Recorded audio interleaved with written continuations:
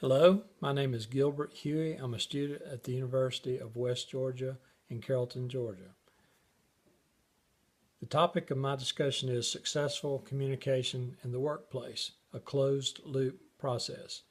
My personal definition of communication is the sending of information via verbal or nonverbal means coupled with the successful reception and understanding of that information by the target person or group.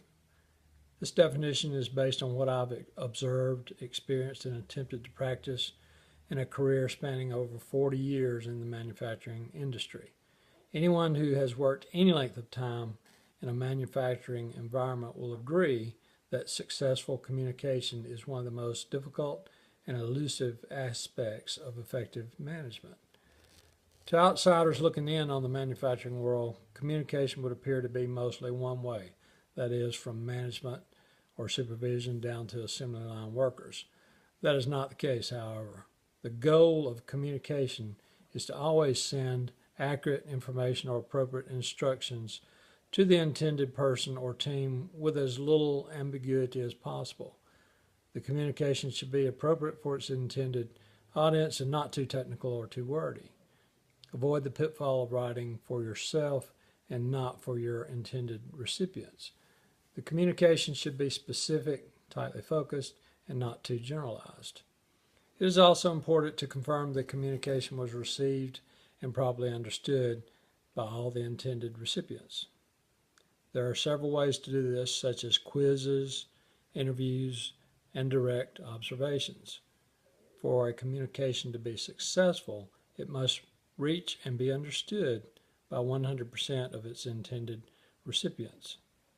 The final step in the closed-loop communication process is to ask for and receive feedback.